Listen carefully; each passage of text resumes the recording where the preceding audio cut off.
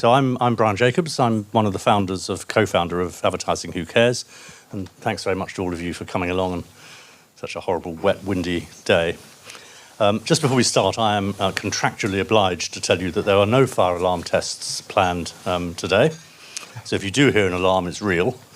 And if you do hear an alarm, go back up the stairs and out the front door, and we'll gather out there. But it's not going to happen. Okay. So this afternoon, this session, this event, really had its genesis at our summit meeting last October. This was an event built around 9 workstream topics, and it was addressed by teams that were made up of volunteers from amongst our supporter group.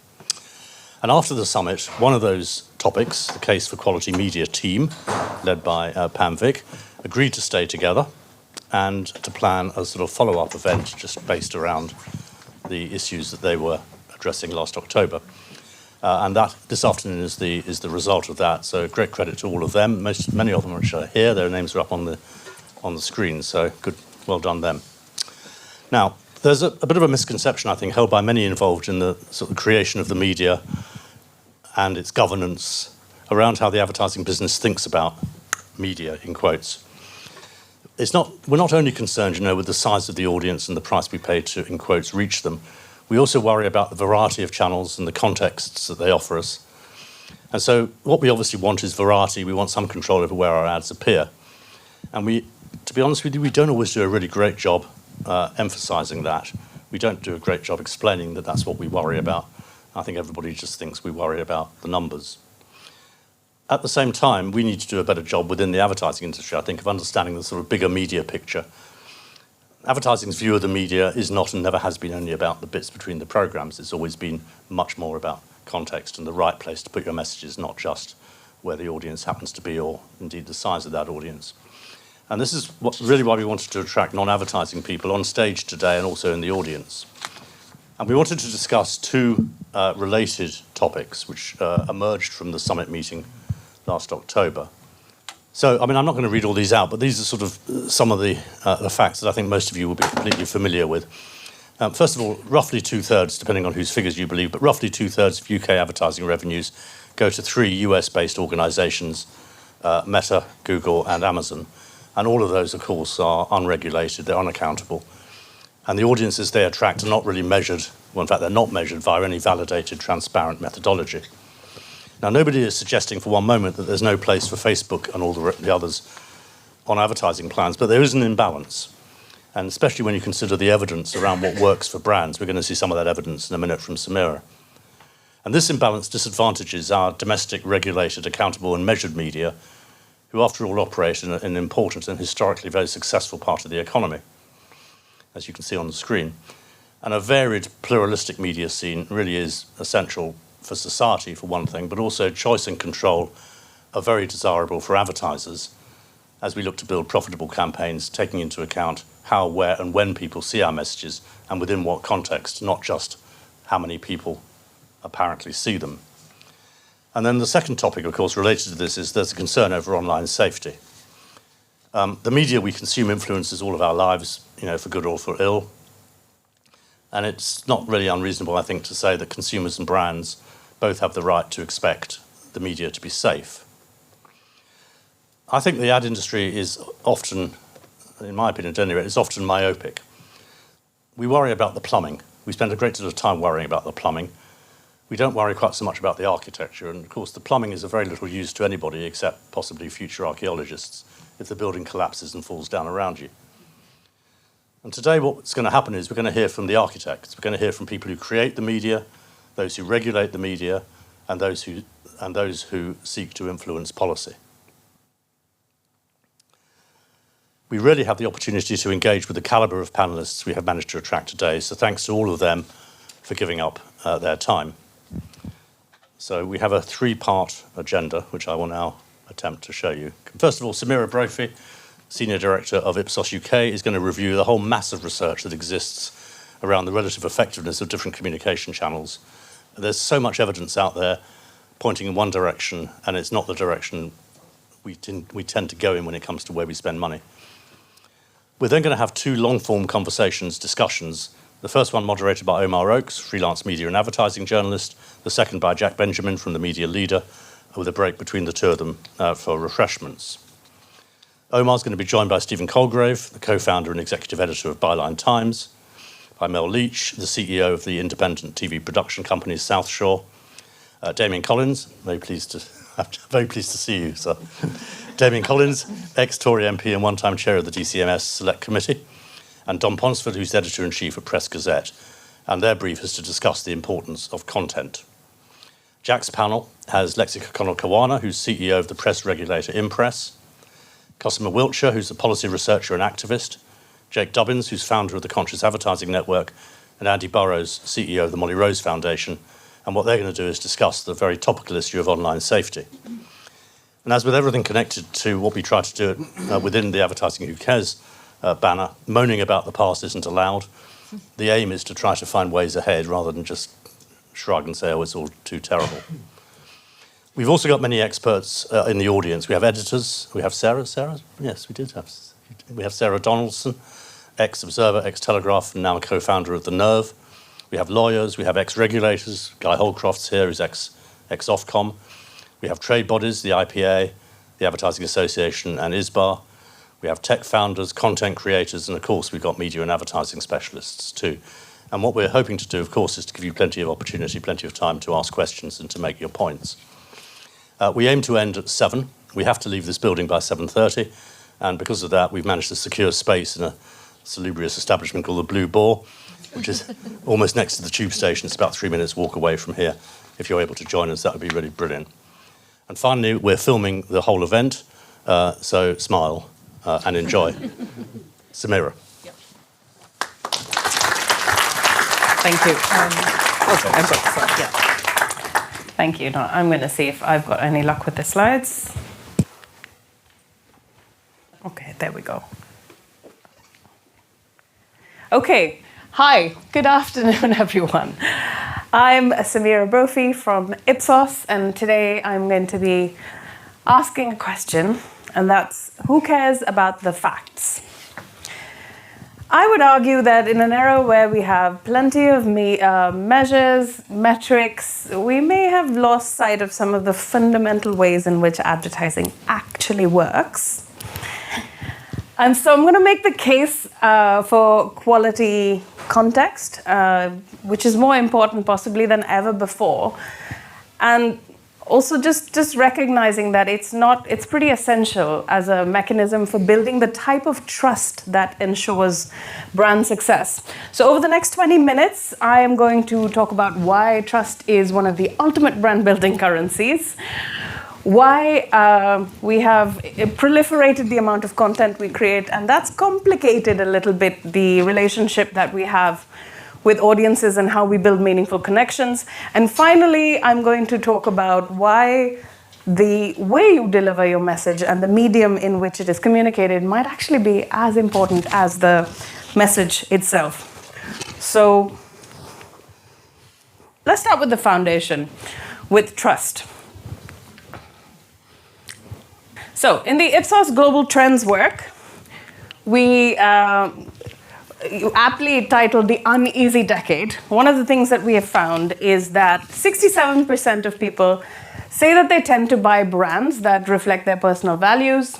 77% say they are likely to trust a new product if it's made by a brand I already know. And that is the compound interest of brand building. So every positive interaction, every reinforced connection pays dividend when you release a new product.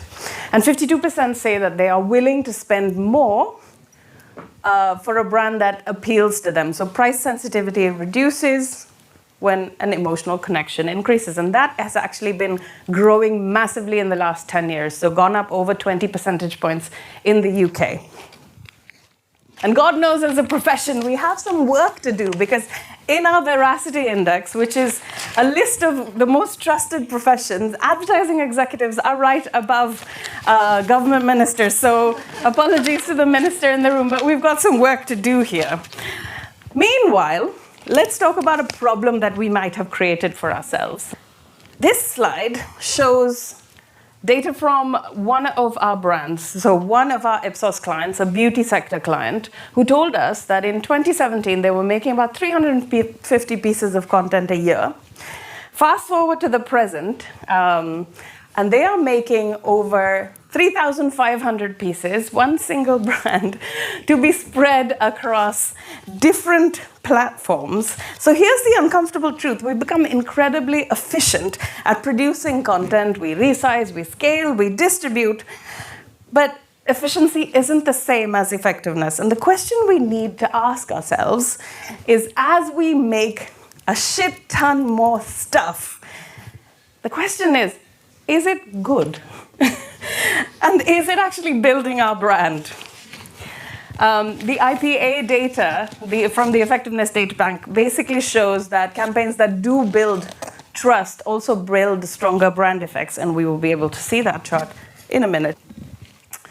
So we see a bigger business effect for campaigns that actually build trust. So this is not some woolly soft metric, it's a commercial one. So let's take the concept of trust and how that's built. Trust is built when you make meaningful connections in contexts that actually lend credibility. So let's first address that first piece around meaningful connections and how you do that. And that's where creativity plays a big role. And effective creativity, always adapts to the context in which it's seen. At Ipsos, we have looked at the different levers in terms of how creativity works and the different audience experiences that contribute to effective creative. And what we have found is that when you blend creativity and empathy and fit, you get outsized business effects. But the mix of those audience experiences is very different depending on what context you are actually appearing in. So if you're in linear video, where people are relaxed and expecting a different kind of more passive experience, that creative experience, so the engagement, the entertainment, becomes incredibly important for your advertising to break through. But if you're in a social in-feed context, you are scrolling slower, there's a lot of text, and the mix of your audience experience also then needs to adapt. What needs to happen is that you need to lean into that empathy and fit. So show the value exchange in terms of relevance and what you stand for, because that is what you need to do in order to get that attention. And if you're in a short form context where you're moving quickly, your thumb is swiping, full bleed video, you need a balance of entertainment and that utility to come across. So basically, effective creative adapts based on the context that it's in. So effective creativity does that, but let's not forget the role of context itself and how it influences outcomes, which is why we are all here today. If content is king, then I would argue that context is King Kong. We've spent years optimizing our content. We A/B test our messaging, our headlines, we look at message hierarchies, and this work is really, really important. But context is actually the multiplier. It's the difference between your message landing with impact or getting lost in the noise. The same great ad, the same strong brand can deliver wildly different results based on where it appears. Context doesn't just influence attention, it also shapes meaning, it also affects credibility, and it determines whether your audience is going to be receptive or resistant. So let me just show you how dramatic these differences can be with three different lenses. We're going to look at through the lens of attention, we're going to look through the lens of signaling, and we're going to look through the lens of accountability and risk. So starting with attention. This chart is courtesy Amplified Intelligence, so a big thank you to Dr. Karen Nelson-Field, who's given us a preview of some of the work that she's going to release. What it shows is the same ad for one brand aired across different platforms. So platform A there is cinema, delivering 24 seconds of attention. Now, that is plenty of time for your story to unfold, for a connection to be built, to you build resonance. Then somewhere down the middle, there's TikTok, so that's platform E, 5.5 seconds, still good for a digital context, but significantly lower than cinema. And then you go down the bottom, and there's 0.2 seconds for open web. That's not attention, that's a blip. That is barely enough time for visual recognition to appear. Forget sort of comprehension and actually building any sort of emotional connection. Now think about the implications then for your media planning. If you're optimizing purely for reach and cost efficiency, you might celebrate delivering millions of impressions on platform H, but what are those impressions actually worth? Now, this isn't an argument against digital media or programmatic buying. It's actually an argument for understanding what it is that you are actually purchasing and setting some realistic expectations for what different contexts can actually deliver. Cinema and premium video environments aren't just more expensive, they're fundamentally different products. You're buying different levels of engagement, different opportunities to build brand. And yet, let's look at spend over time. There's a significant decrease in ad spend in high attention contexts and a significant increase in low attention contexts. So this is the data from the Advertising Association and Work, the expenditure report, helpfully classified by Lumen into high and low attention contexts. We've essentially inverted our media mix. We've moved the majority of our investments from environments that deliver sustained attention into environments that deliver fleeting exposure. Now, I'm not suggesting this is entirely wrong. Consumer behavior has changed. Yeah, so we need to follow people where they are. Media has become more fragmented. But let's be super honest about the trade-offs that we're making. We're buying more impressions, but less attention. We're achieving greater efficiency, but potentially sacrificing effectiveness. But the question that every marketer actually needs to ask is this: is this shift driven by a genuine strategic question, or is it because we are following something that's easier to measure? The second lens we're going to look at context with is signaling. So how do you say something without actually saying it? I don't know if many of you are familiar with Marshall McLuhan, but he's a media thinker, and he famously said in the 60s, the medium is the message, and he posits basically that the context in which something is delivered influences the viewer more than the actual message itself. And I would update this for our purpose today to be slightly adapted to say the medium. Yes, the medium is a message. Advertising doesn't just borrow space, it borrows meaning from the context that's around it. So when your brand appears in a premium environment, say a respected newspaper, a quality broadcast program, that environment actually confers some credibility to you. It signals your brand belongs in quality company, you're willing to invest in reaching audiences that, in context that they value. And conversely, when your brand appears alongside clickbait, misinformation, or low-quality content, the context shapes perceptions too, often in ways that our attributions models do not pick up, but are very real to consumers. And the signaling value of media placement is one of the most underappreciated aspects of advertising effectiveness. Now, let me show you some evidence to actually back that up. Now, this is a piece of research from Newsworks where they compared the effects of advertising, video and display advertising, for news brands versus non-news brands. And what they found was that news brands delivered stronger attention in terms of dwell time.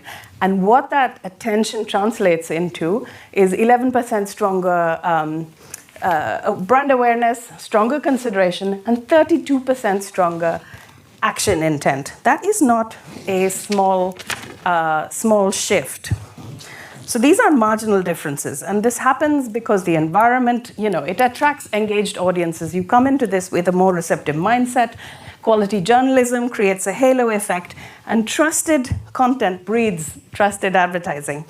Premium media isn't just about attention, it's the quality of that attention and the associations it creates.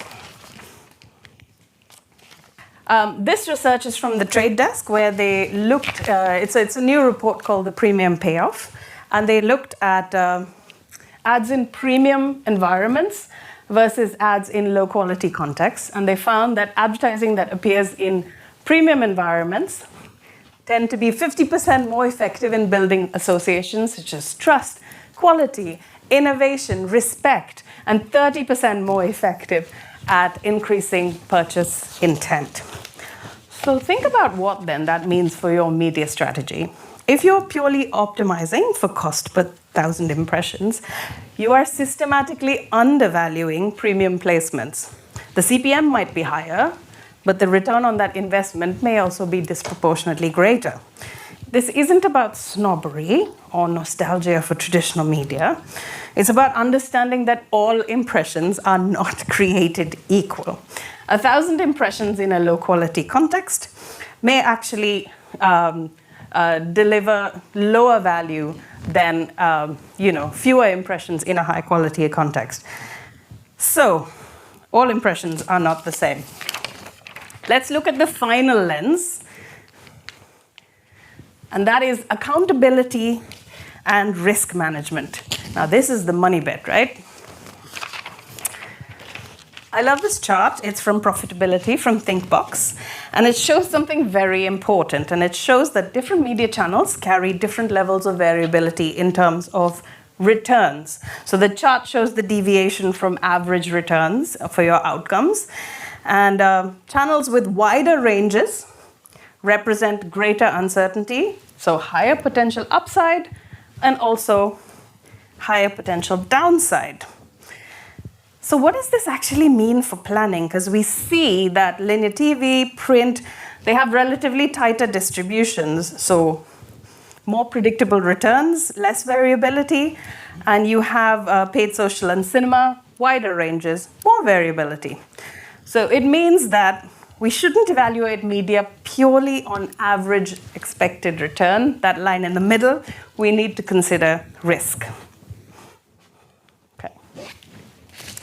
My last chart, I promise you, this is the last piece of evidence, is from the Advertising Association's Trust Tracker. This one was fielded in 2025, and it shows consumer trust levels across different advertising channels. And the pattern is clear. Traditional premium channels consistently score higher than digital alternatives. So newspapers and magazine advertising, TV advertising, radio, these formats have decades of established trust. Consumers understand the implicit contract. Quality publishers maintain editorial standards. Advertisers in these environments are expected to be legitimate. Social and programmatic typically score lower. Consumers are more skeptical.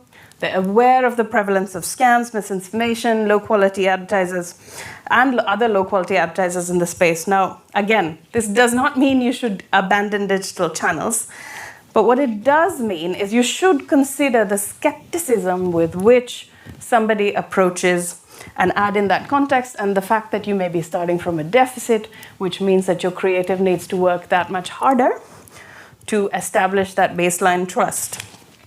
Whereas when you appear in a premium environment or a quality environment, you get a halo effect and you're actually borrowing credibility from the context in which you are. So, last, I'm going to drop off with a quote from Charles Valence. And it says, modern media analytics is in danger of reducing the medium back to the medium alone. If we continue down this path, we may end up on a fool's errand, mistaking accuracy for effectiveness and precision for persuasion. This is the tyranny of targeting. We've become so good at finding specific individuals that we may have forgotten why we wanted to reach them in the first place. The most precisely targeted ad in the world will fail if it appears in a context that undermines its credibility or catches the consumer in a moment of distraction.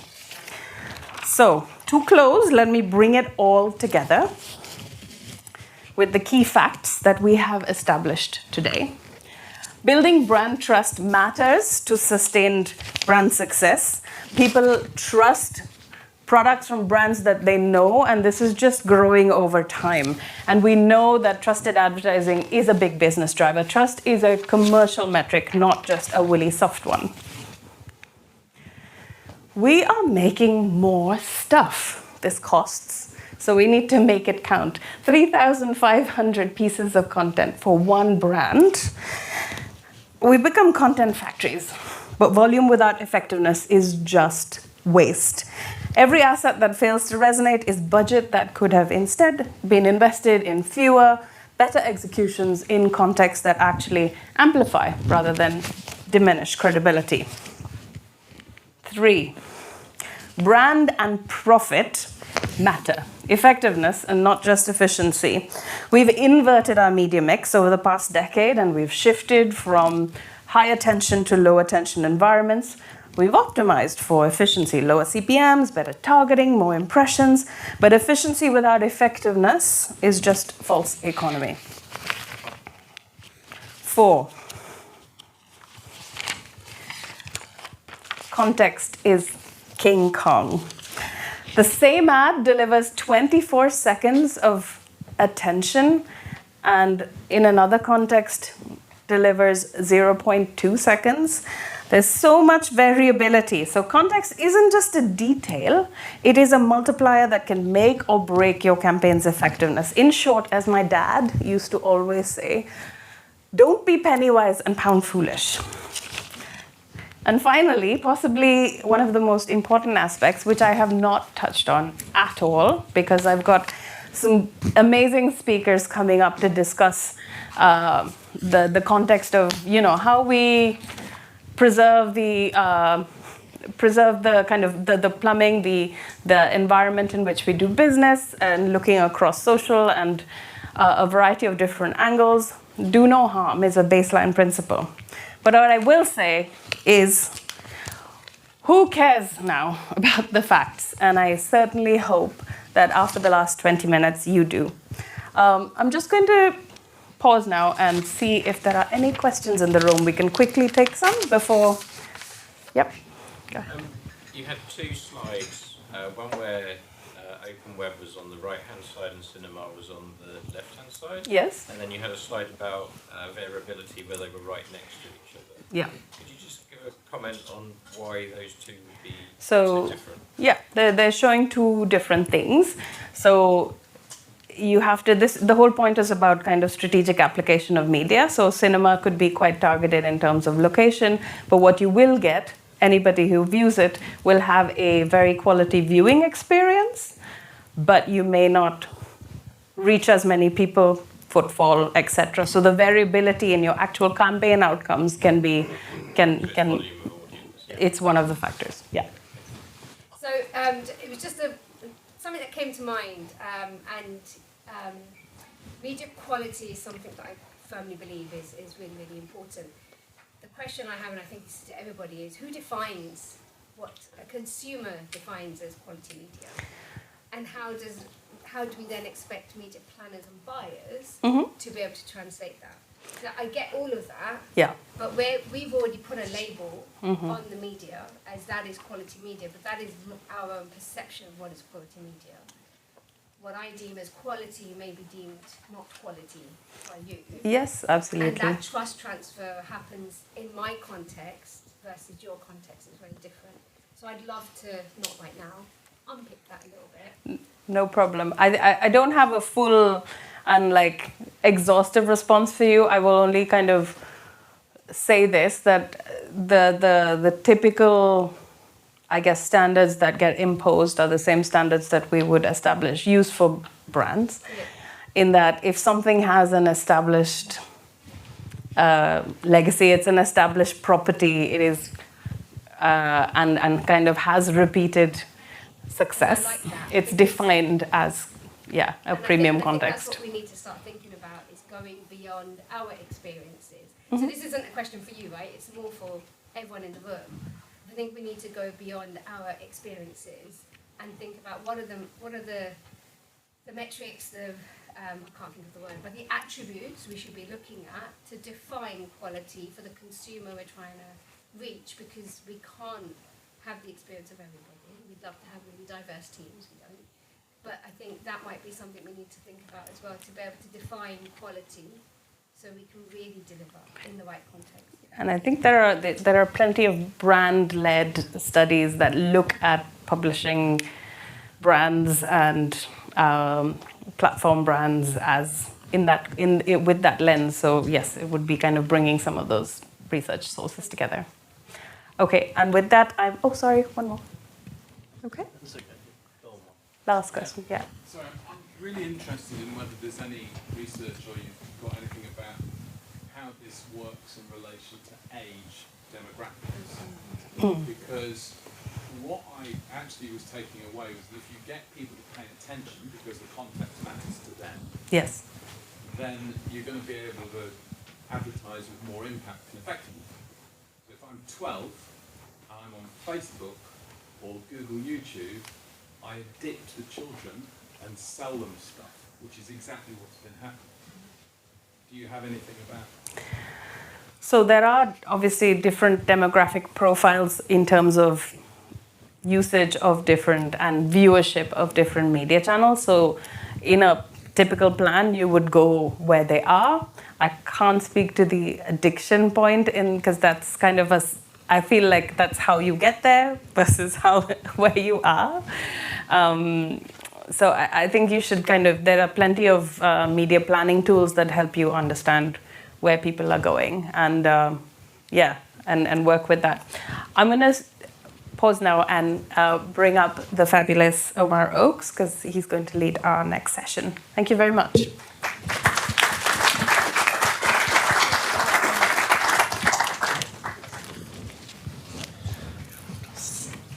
Thank you so much, Samira. And what a wonderful question that was about who decides what quality media is. My panel, and I'll introduce the panelists in just a second, but let's cut to the chase. A lot of what we're going to probably discuss is going to touch on the point of regulation today. And I've been a journalist for so long, I can't even, the numbers not off the top of my head, something like 15, 16, 17 years. And the idea that I should have, no disrespect to Damian Collins, who's going to join me on the panel, but the idea that we should have some government bureaucrat deciding what content is quality or not quality, I don't like the idea of that. I don't know about you. And this is always the problem we've had when it comes to the question of regulation. But it is important, and I think there's also a distinction between what the industry is nowadays, because a lot of what we're also going to talk about is how a lot of the media content that everybody wants to preserve and maintain the diversity of is being watched on algorithmic platforms. So it isn't what mum and dad were looking at or huddling around the wireless and the television set. So my name is Omar Oakes. I'm a journalist who has been covering this industry for about 12 of those 17 odd years. And during that time, I've really seen this progression in terms of when we had, a very vibrant broadcasting sector I was at MIPCOM actually for the first time last November, which is, if you haven't been, it's like Cannes Lions, except much smaller nowadays. And it's quite wonderful because it's not as hot as it is in Cannes in June. And it was amazing because YouTube was there for the first time, banging the drum for what they were very good at talking about on stages last year, which is saying that YouTube is the new television. And I wonder what our panelists think about that as well. And it is pertinent, particularly on television, because somebody mentioned kids just now. A lot of how television is made nowadays actually comes via YouTube. YouTube, they've seen what happens with Netflix and Cocomelon being picked up from being a very large YouTube property, and this is happening to all versions of television increasingly. How sustainable is that? Hello, Nick Manning. The co-founder of Advertising Who Cares, and thank you to Brian and Nick for setting this up and bringing us together. So that's the context. It's not about, as Brian said, it's not all platforms are bad. It really is thinking about, okay, we all are in this room because we do care about what happens to advertising and media, but how is it sustainable? I've said this to Brian privately. Frankly, Advertising Who Cares shouldn't exist. There seems to be a lack of care and thought about how we judge the sustainability of our industry, how we actually make sure that it delivers diversity and quality for the long term, so that all the changes I've seen in the last 15 years. To be frank with you, going on our current trajectory, I wonder what it's going to be like if we even will have opportunities for discussion like this in the next 15 years. So we'll see. So this is all about answers for the future. So I'm going to introduce my esteemed panel. I guess you can come, like this is going to be like wrestling where you all come on and I introduce you. Sorry, we've got no music. But first, we've got Dominic Ponsford, who is editor of Press Gazette. And apart from a 2-year stint, he's actually been editor since 2006, 20 years, which means he's been watching the media business fall apart for longer than probably most of us. Like I did, he started his career on local papers, came out through the trade press, and is now head of media at the New Statesman Media Group. And he's led campaigns to save the Freedom of Information Act and stop police from accessing journalists' call records without consent. He also, on the commercial side, founded the British Journalism Awards for Public Interest Journalism in 2012, directly in response to the hacking scandal, if you remember that. Also, we have Mel Leach, who is CEO of South Shore Productions. I really wish we had music now, apologies. Which she founded and is backed by ITV Studios. She's been to MIPCOM every consecutively for 30 years, you told me earlier today, so well done. Her production credits include the Emmy Award-winning Educating series for Channel 4, The Real Marigold Hotel for the BBC, and Hotel Inspector, which is now Channel 5's longest-running show. Is that true? Wow. Before South Shore, she ran the Twofold Group, one of the UK's largest independent non-scripted producers. We also have Stephen Colegrave, who co-founded the Byline Times in 2019 with playwright Peter Jukes. Before that, he was in advertising. He was International Marketing Director at Saatchi & Saatchi. And before that, he was a punk rocker. And when I say, well, I was a punk rocker too, he actually wrote the book. Look it up on punk. So he is, we're not going to talk about that today, unfortunately, but talk to you about him during the break. Byline Times, this print product that probably loads of people told you couldn't happen, is now sold in M&S, Waitrose and Sainsbury's with a print circulation of, tell me if these figures are wrong, over 60,000. And you have nearly 2,000 shareholders, is that right? Yeah, 60,000 includes actually the online magazine as well. Okay, yeah. Great. And finally, we have Damian Collins. He served as MP for Folkestone and Hythe from 2010 to 2024. As many of you will know, he chaired the DCMS Select Committee from 2016, where he led investigations into the Cambridge Analytica scandal, and he was subsequently chair of the Joint Committee on the Online Safety Bill and Minister for Tech and the Digital Economy. And as well as that, I think he's probably been on TV more than the other panelists put together on that long-running series BBC Parliament, which we all love watching. So please give a hand to our panelists.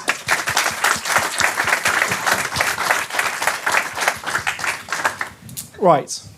So my job is the easiest one in the room. I get to just ask questions and facilitate the discussion. If at any point you do have questions, please may I suggest that you wave your hand really furiously, and I'll do my best to call on you as we go. For about the midpoint on, I'll really start to look around the room. So who cares about content? As Brian mentioned, about 60% of UK ad spend now goes to the giant platforms, even though we hear numbers like the UK creative industries contributes 124 billion to the economy, 2.4 million jobs, growing. What's going on here? I think from the outside, a lot of people will be wondering, what are we complaining about? Dominic? Well, I can complain a lot if you like. Won't get me anywhere. So, I mean, that figure you quoted is actually, it's actually based on my GCSE maths, that 31 billion spend on Google, Meta and Amazon, but it's not been gainsaid yet, because they don't reveal their figures. But yeah, so 31 billion out of 46 billion is spent with those tech platforms. Every publisher combined is about 1.5 billion. So when I started off covering this world, the press was making about £7 billion a year in advertising, in old money. So perhaps 11 billion in today's money. So the amount of advertising spent on journalism is like 10 times smaller now than it was. And so, yeah, the reason I kind of grumble about that is because that's basically what has fueled democracy freedom, everything since the Industrial Revolution. Advertising is what, and probably the steam press, are the things that enabled democracy to happen. The fact that we had journalists who told people what went on, and it was subsidised. So journalism will continue because about 10% of people in the UK will pay for online news. But the other 90%, well, who knows? You've got the BBC, but if the BBC is the only show in town, we'll all love it a little bit less, I think. And some people don't love it that much at the moment, do they? So that's the challenge really, and and it's a big one, and that's before you even get into what's going on with the LLMs, and that's a whole other thing. But that is bad. I mean, I would say they are bad. I should have pointed out during the introductions that you really should check out Press Gazette and their recent coverage of these AI imposters and these fake PRs and these fake journalists that unfortunately a lot of publications have been caught out not reading things very properly. And a lot of our discussion what might underpin it is actually just the humans, the content creators, not doing maybe as good of a job as they should be. I mean, is there any part of this which is actually positive? I mean, I'm trying to think about journalists who have gone it alone. We have platforms like Substack, which is blogging 2.0, 3.0 nowadays. Some creators have made it big on social media. The argument is that it's democratized content creation. I mean, are there areas which we can actually point to as success that we can build on? Well, I think if you look at the good stuff, there's a lot of good stuff going on, but it's in the niches, and it tends to be funded by subscriptions. So, so you are getting a sort of information-rich elite of people who are willing to pay for information. But in terms of the sort of mass media, I don't think there's many examples that I can think of journalists who are making good money from advertising. Probably Piers Morgan's probably making some good money from YouTube. So, but again, Piers is not universally loved. That's fair to say.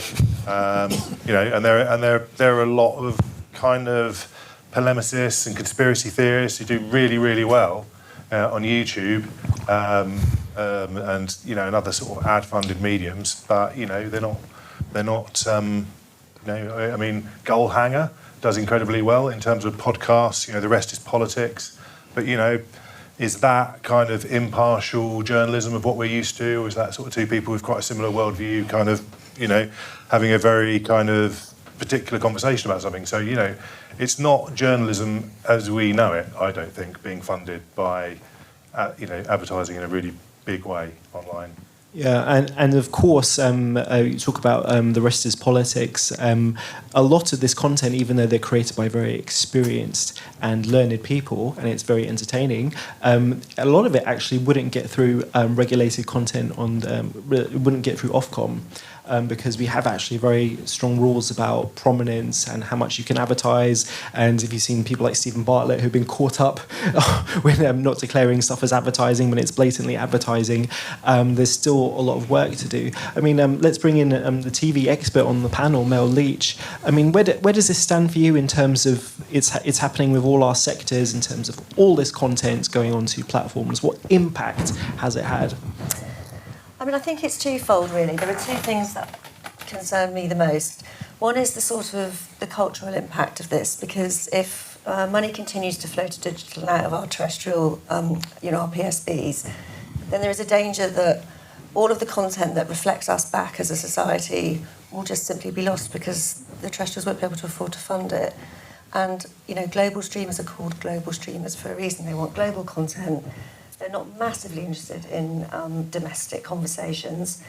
And some of those programmes are really significant and important. So if you look at something like the impact of Mr. Bates versus the Post Office, or more recently, Dirty Business on Channel 4, which shone a light on the water industry, those programmes will fail to be made, and those conversations will stop happening if we don't fund our commercial broadcasters. So I'm really concerned about that, because I think it's really important that we see those conversations, we see ourselves reflected back on our screens. We're not just served up an endless diet of American drama. So that's one thing, I think, for me. And I think the second thing is we've talked a bit about the economics of this. We're a really important sector, and we're looking for reasons to be cheerful today. As TV exporters, we are the #1 exporter of formats in the world. A tiny island like Great Britain, bigger than America, bigger than anywhere else in the world. That is fantastic. But we are now really, really being challenged by that because there is so much less investment available for our terrestrial broadcasters to invest in brand new British IP.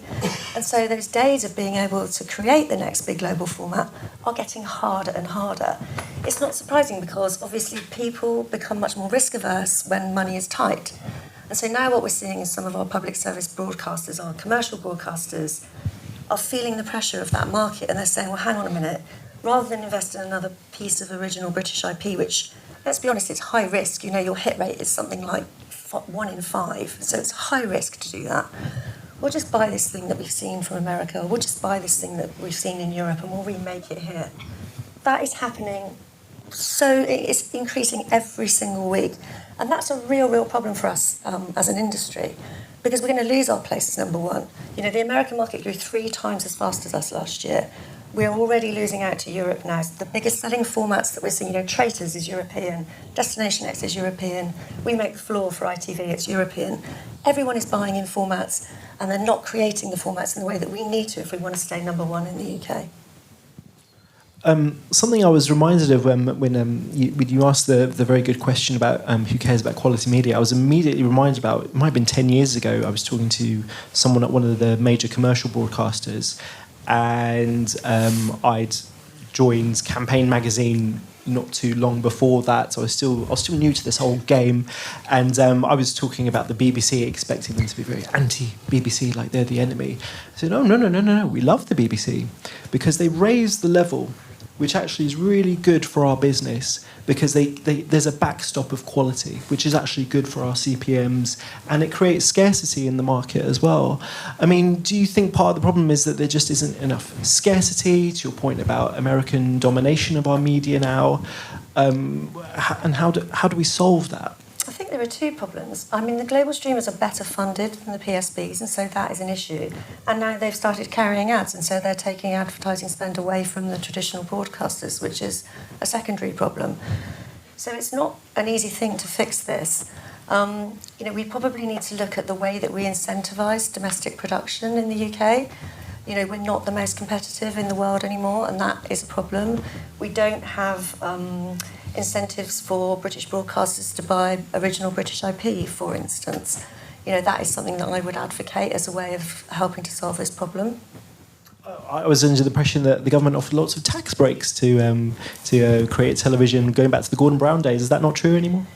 I mean, not really, in truth. So the tax breaks that exist are very genre-specific. So you can net down 20% of a tax break if you're making something that's over £1 million an hour that meets certain criteria, only in the field of drama, comedy, children's and documentary in the UK, in Britain, in England.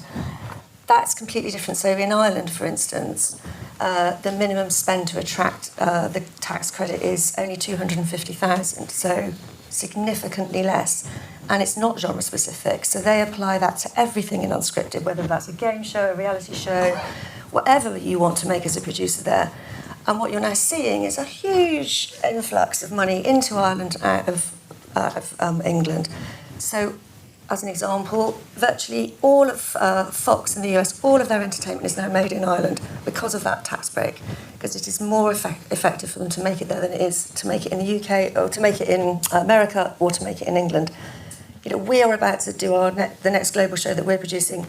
We will actually not produce it in the UK. We will produce it in either Belgium or in Amsterdam because it's much more affordable. That's an issue that I think we really need to tackle.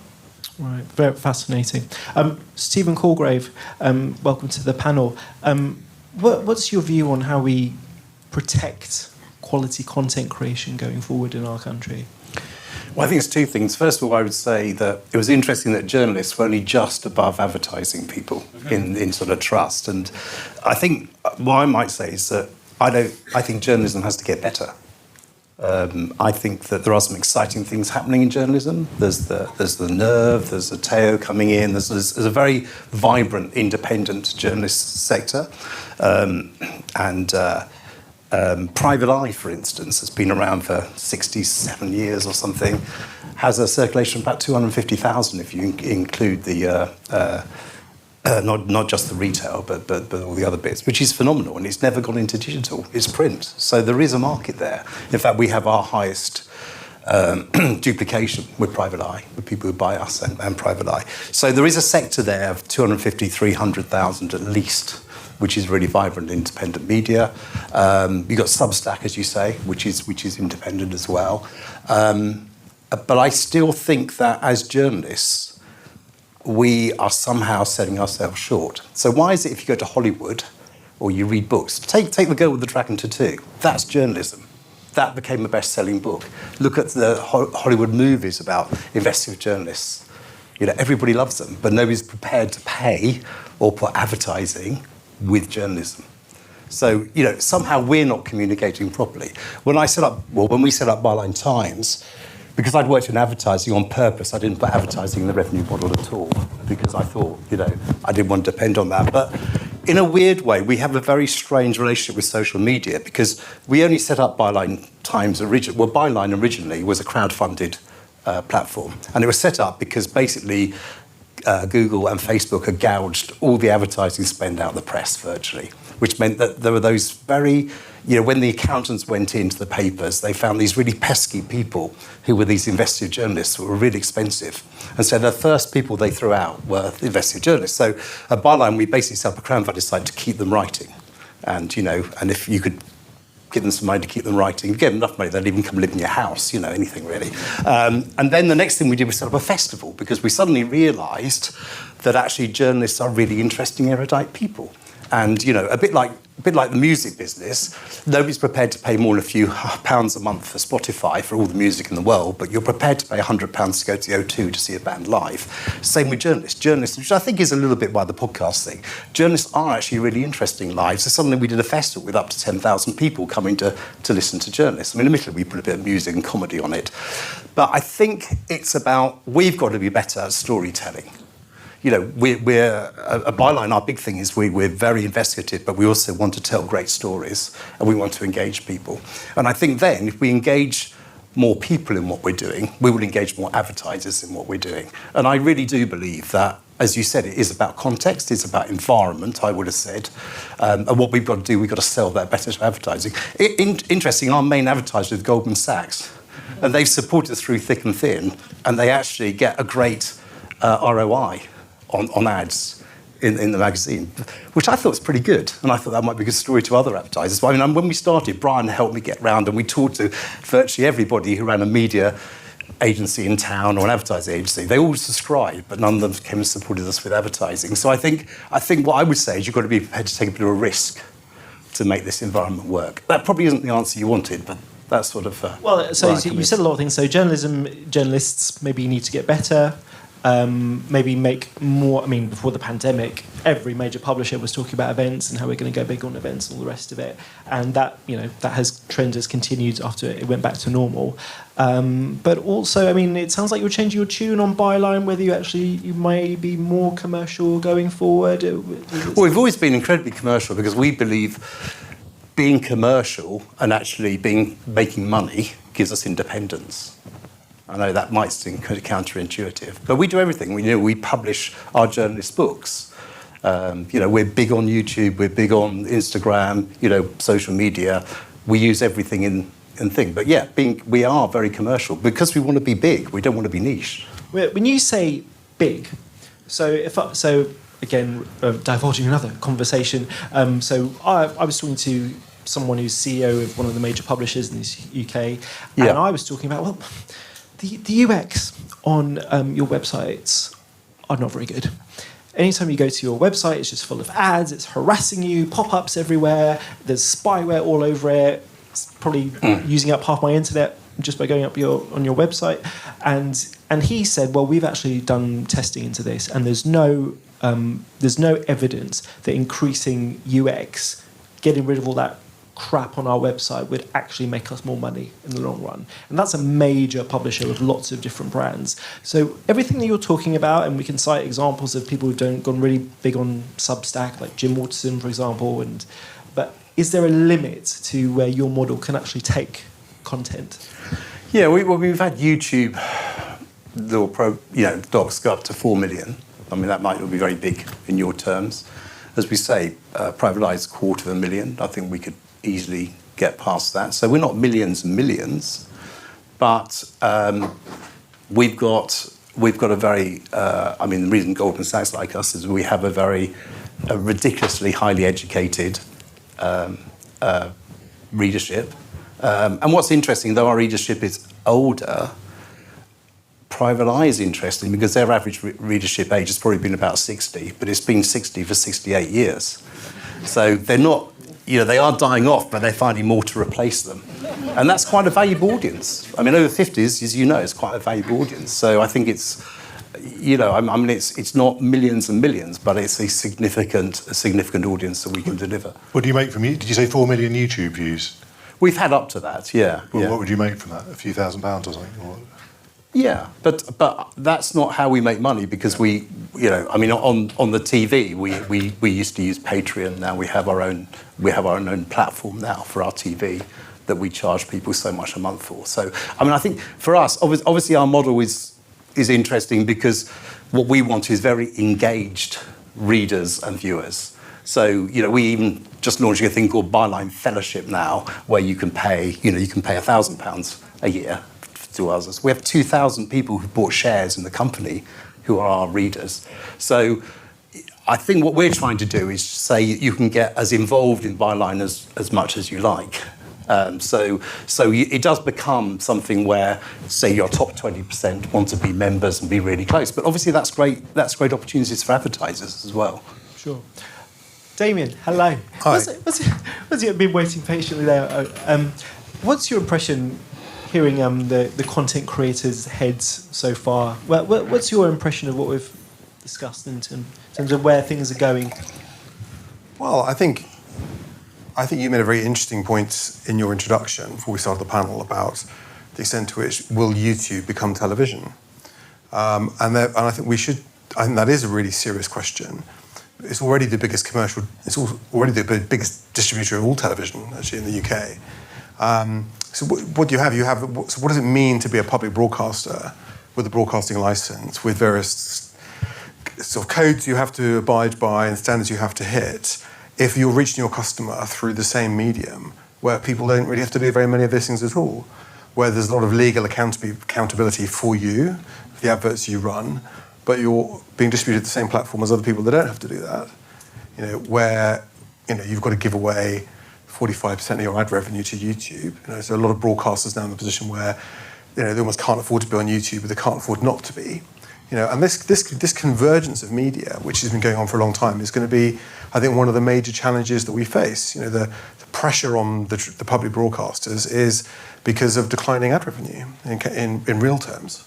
It's why we were concerned about the sustainability of Channel 4, because I think however you try and massage those numbers, they are very challenging. The audiences for the broadcasters have been in decline for a long time. The challenge the BBC faces is, principally now declining numbers of people agreeing to pay for the license fee because they don't think they need it. So these are the sort of challenges and the sort of massive disruption we've seen to the print industry, which came from the shift of advertisers online and to the online platforms, is affecting television more broadly.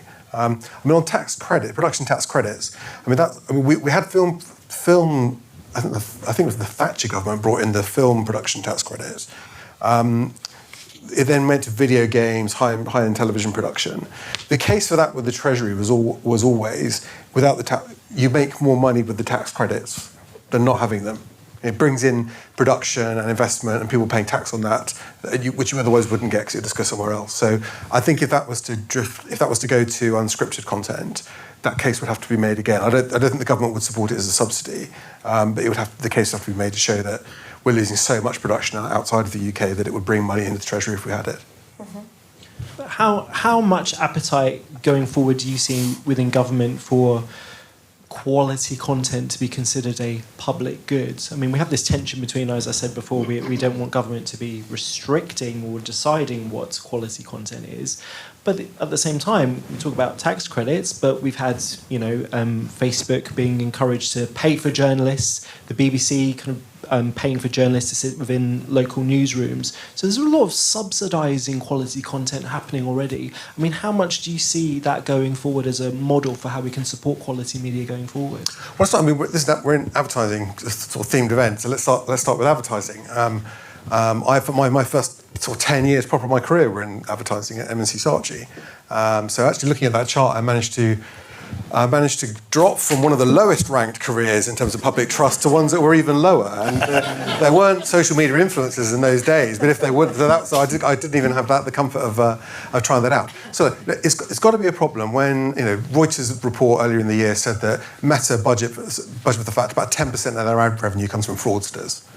So what criminals and extremists who monetize their trade through advertising in a way that is unregulated and uncontrolled, that is a problem. If people are running scams and frauds as ads, and the self-regulatory code the industry has is not being able to touch it, and the industry won't speak up about it because it can't afford to, because its coffers are being stuffed by these platforms all the time as well. That is a major problem. This industry is run really the way it was 100 years ago.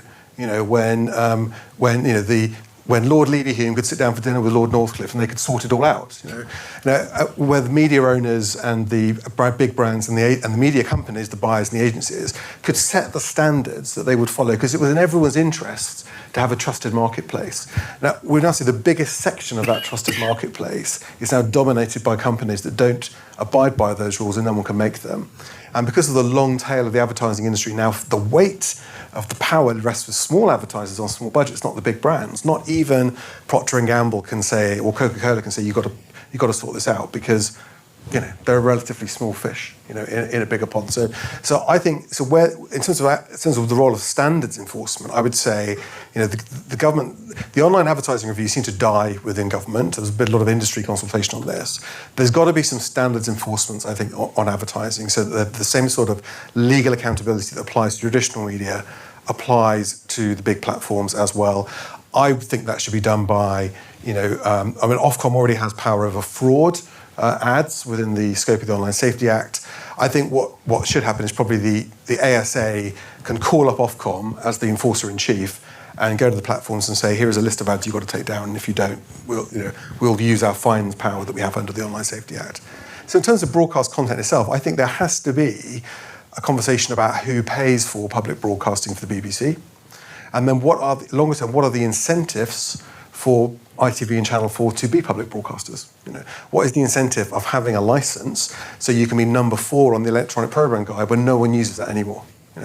At some point, in the next 10 years or so, maybe a bit longer, we will turn off broadcast television altogether, and it will be entirely internet enabled. So what is the role and space we give to quality programme makers and public broadcasters within that? So I think there is a role through an evolution of the broadcasting code. There's a role the government can play in making sure there's proper prominence for public broadcasters, but that is probably going to require legislation. I don't think YouTube is going to give away the idea of prominence for public broadcasters in the recommendation feeds. I don't think it will want to concede on ad revenue distribution, which will be a major thing.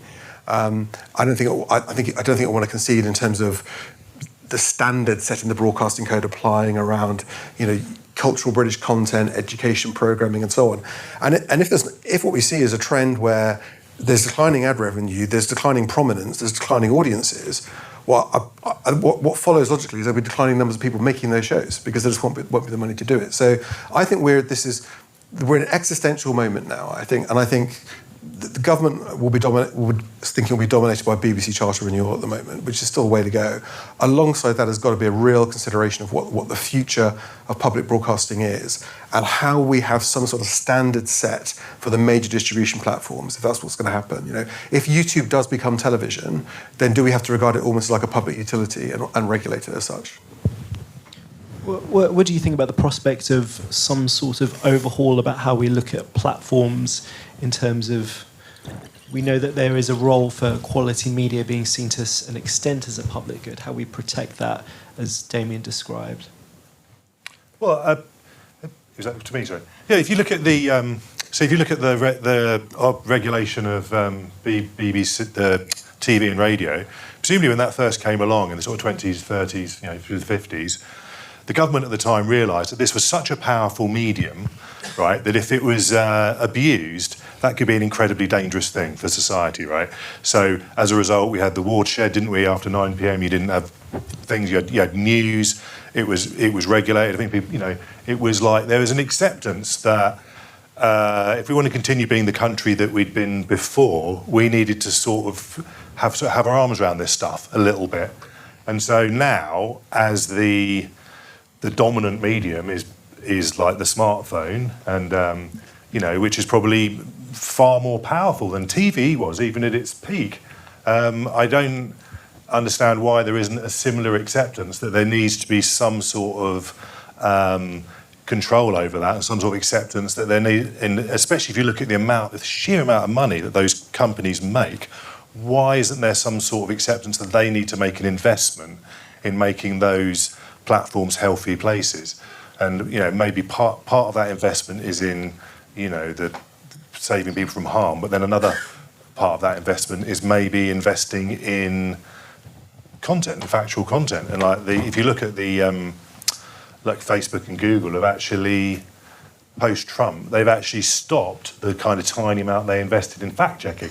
They've actually said that fact-checking is a bad thing. Like, they're the only people in the world who are against facts, right? Because their facts are bad now, So they're just... I think there has to be a much sort of more robust role for regulation, all that. And I do sense there's a bit of a groundswell on all this stuff. And the wind is changing a bit. Yeah, because the economics of the platforms are such that, to use that cliche term now, they all inshitify to an extent, don't they? I mean, Stephen, when you were talking about setting up Byline, you were very prevalent on Twitter. I mean... we couldn't do it now. I mean, what's really interesting is we had a freemium model. So basically, we were using Twitter and Facebook to drive people into our free news site, and then we were looking to convert people from the free news site to our premium product, which was the magazine. Interestingly, a year before last, the algorithms went against us, and our traffic from X and Facebook went down by 90%. 90%. Now, we went on to Apple News, we went on to Blue Sky, we went to Threads, we used Substack, we now use Beehive, but we can only get about half of that back. So that was what happened then. And then this year it got worse because they moved from the algorithms going against us to having a walled garden. So now not only were they putting the algorithms against any other news organisations, they were then, walled garden meant that if we put something that's got linking people out of the walled garden, the algorithms would go against us because obviously they want to keep people's attention. So now that's hit us even heavier. So there is a real issue here. I think people don't realise the extent to which publishers and news organisations rely on social media to actually promote and give them traffic. And I know there was that case, wasn't there, in Australia with Murdoch and all the rest of it. But that is a real issue that's going on. Now, there's no regulation about that either.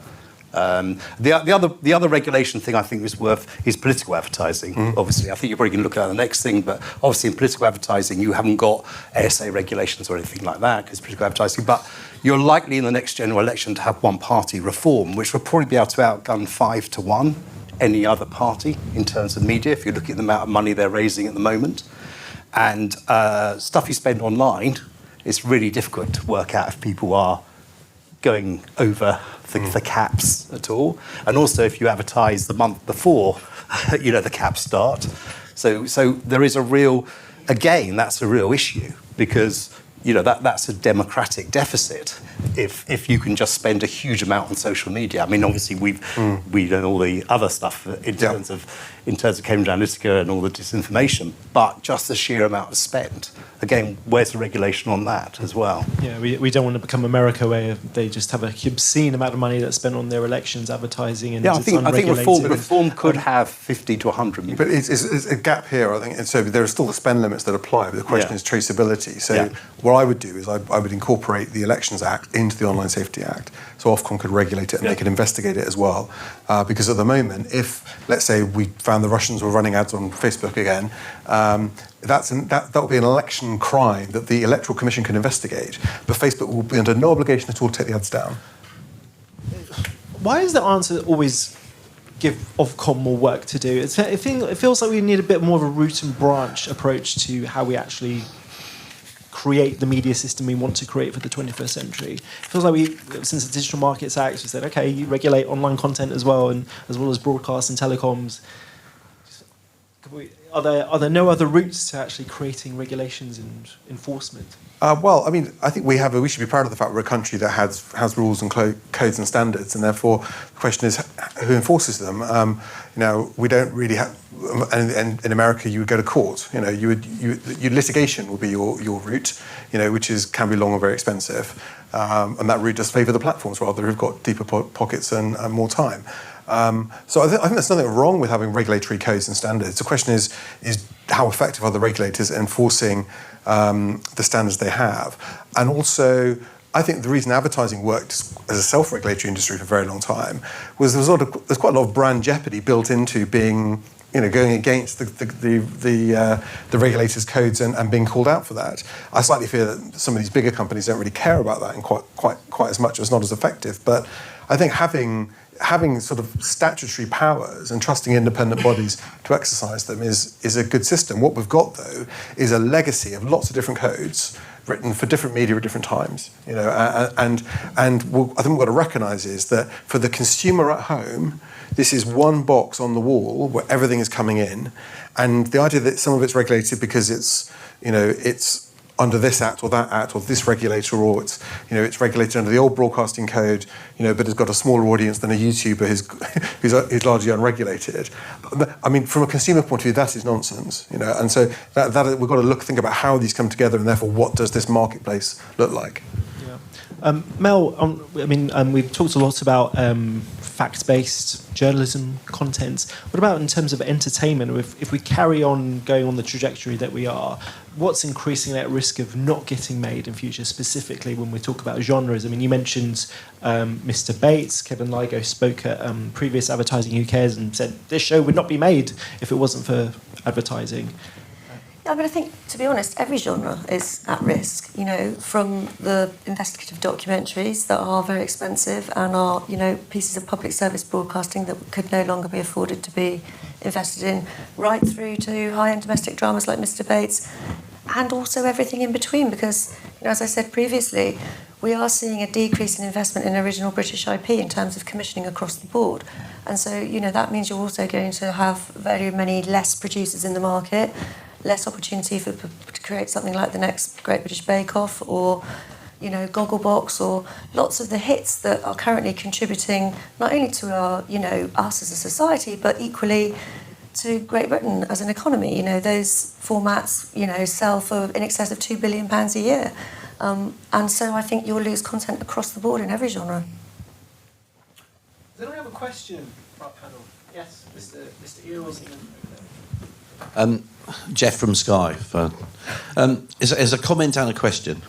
So, if we all know, I've been in TV advertising for 49 years, and we all know that money attracts eyeballs. One of the things that we just don't seem to deal with is Dominic mentioned 4 million views. How many people here went, 4 million views? That's kind of like a good peak show on Channel 4. Can I tell you, I was on a webinar just recently. 250 people were on it. And in 30 minutes, they generated 16,000 views. I haven't, to this date, worked out how you get from 250 people to 16,000 views. I would guess, well, an intelligent answer to you, Dominic, would say, if you're thinking 4 million views, think less than 100,000 people actually saw it. Okay? What you shouldn't be doing is thinking 4 million views is 4 million people watching your content in entirety, right? Because it isn't that. Every single time you click on a button or click on a piece of content, it counts. It can be a millisecond or it could be 30 minutes. What it isn't is the way Barb measures. One thing it definitely isn't is the viewing figures that you get, Mel, from Channel 5. It isn't that. So it isn't the same. And we end up with, even on the BBC, through, I can't remember his, who was the guy that was recently, can't remember his name. Somebody has a YouTube channel. Did you have a question? Yes, I don't. I was just saying, should we not be holding... not just regulation, we should be holding people account to just the numbers they're producing, and they should be able to, and they must be able to substantiate them. So my question is, can we not, I know there's regulation we've got to do, but can we not hold them to some sort of level of substantiation to what a view is? Because we're all going for the big numbers, and I promise you they're not. I'm sure you'd agree with the sentiment. Maybe I could throw that to Damian. I mean, let's get out. The question that popped into my head, I have to be rude. Does government actually get this? And we talk a lot about this industry, about some of the points that Jeff's raised about measurement, and I write a lot about how it's easy to game, and I'm not sure how many organisations, how many advertisers really understand the kind of ins and outs of measurements. But when it comes to government, and if Jeff was in your office, was in the DCMS right now, at least in Andy, do you think they would actually be receptive to what he's talking about and actually look at the fairness of the market? Oh, I can't speak for Lisa and Andy, but I would say, so when I was in government, this is what the online advertising review was supposed to do, to look at. Now, these platforms are very, very good at gathering data about consumer behaviour. They're monitoring length of watch, moment of interruption in programming, because it's hugely commercially valuable data. YouTube is gathering that information about everything on the platform all the time. So they could produce better quality data. There's questions around fake accounts as well. But on all these platforms, if you're selling bots as real people, that's fraud. And I think the level of the views and the interactions that are from fake accounts, not real people, is far higher than we would suspect. So this is data that is held by the companies. It's not accessible to government or the regulators. That would require a change, and I think the online advertising code was there to do that. I think what would be helpful would be a consensus in the industry, and both from brands and media companies, that they want that kind of transparency and speaking up about that. The problem that I don't want to sort of put words in other people's mouths, but because the concern I've always had is that whenever you raise issues like this, is that there's a reluctance, and this is not just within government, I would say within the industry as well, to call out Google, Meta and Amazon on this, because they are the dominant commercial players in this industry. Lots of hands going up. The chap in the centre was first, and then we'll get to... Sorry, I didn't give my name before. I'm Tim Cowan. So, what we're dealing with all of these aspects, if you look at outcomes, you've got, I think, the biggest 60-something% of income that's generated is on Google and Facebook, roughly split about equally. They're unregulated. Maybe there's a correlation there. YouTube is unregulated because it claims that it is a content origination mere conduit platform. This is not true, but for some reason under the Media Act, it hasn't been called up and hasn't been reassessed. So it's in dispute with Barb about what its numbers mean. You talk about fraud. This is just a failure of regulation. So if you look at outcomes, they are linked to where we are. Why is it people don't speak up? You can't run a business in a digital economy without being found in Google. If you make a complaint about Google, you are, like as not, going to be subject to retaliation, and your business is history. So that should be a cause for major political concern. My final point on outcomes is regulation is a disaster. Because we've got the above, regulation hasn't worked. You talked about the United States. In the States, they have an Attorney General's office that can take cases. that is politically responsible. In the UK, we have regulatory authorities that the politicians blame when it really should be the politician's responsibility. I mean, it's pathetic to watch Keir Starmer saying, well, I don't know what to do. Again, it's Ofcom's responsibility. Ofcom aren't doing a good job. They're probably not doing a good job. But the ability to turn around and say, well, this one's on Ofcom, rather than, yes, it's my government's responsibility, I think is a catastrophic political mistake. And if you look at it from a political point of view, the backlash we've had since Grok perhaps suggests that maybe now's the time for the politicians to stand up and say, yes, we're willing to stand up and be counted for prosecuting companies that break the law. That's what the Attorney General exists to do, but hasn't been done in this country. Don't you think that would be a great idea? Well, so I think for the regular... Just very briefly, because we've got lots of questions. Yeah, of course, yeah. So I mean, we've created some of these regulatory structures quite recently. So I think both for Ofcom and the Online Safety Act and for the digital markets as part of the CMA, the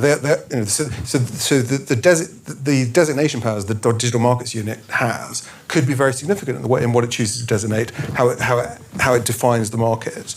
The question about YouTube's role. I mean, I think the government is thinking now about another Media Act. I think that will probably be. I think we will need another piece of legislation. I don't believe that the platforms are independent distributors, and in fact, the Online Safety Act doesn't either. It recognises they exercise editorial functions over the selection, placement, recommendation of content that they do to make money. And therefore they are responsible for that. So they're not neutral platforms, and that is accepted here now. And I think that needs to be reflected in other areas of the law too. So in terms of bringing cases, obviously, then some of the regulators can do that and have the power. So that power is exercised by them rather than the Attorney General. But I think the appetite is definitely there to do that. I mean, Grok is interesting, very briefly, because what we found there was the Online Safety Act made the distribution of intimate images an offence. So platforms could receive legal action for that, but not the creation of them. But actually, it's quite easy to create a new offence related to that and insert it in the same legislation. And I think the architecture of some of this legislation is quite good. It's a question of the political will to lean in and do that, and the will and appetite of the regulators to use the powers they've got. They've got very vast investigatory powers. And they can bring in experts to help. They can hire experts to lead those investigations, and they need to start doing it. They need to do something. And there's a question at the back. You still have a question? It's very similar. So. Okay. Yes. Jake had a question.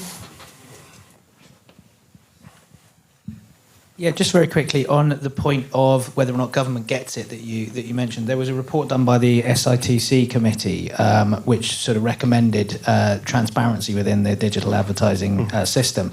Government wrote back and said, we've got the IAB gold standard, crack on. The same, gold standard given to Meta that you mentioned. I think they admitted on stage 3 to 5% of ads were scam ads.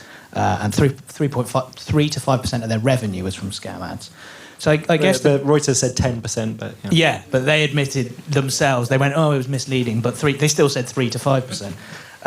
I guess my question is, how much influence and conflict of interest do you think there is, both in government, but also do you journalists on the panel think, from an investigative point of view, that there is in a sort of revolving door between tech and... government, and so I note that the new Anthropic lead policy guy used to be Rishi Sunak's chief of staff, for example. So, how much influence do we think that there is within government within these tech platforms? So, I was involved with the Online Safety Act passage, in lots of different ways. I won't list them all now, but. When I worked with the Bill team on that, I actually thought they were, in some ways, they were hardened by the lobbying of the platforms. They believed in what they were doing. They were determined to see it through. I think it's the same with the Digital Markets, Consumers and Competition Act as well. There will always be the big tech companies will lobby at senior levels within government. But I think look at what we've seen in the last 6 months. I think there was a criticism of this government that it went soft on tech because it wanted tech investment. Is that where the country is? No, I think the Grok case shows that it's not. They want to see tougher action on enforcement. People are concerned about safety standards. I think the massive uprising of concern now that says under 16 should be banned from social media altogether.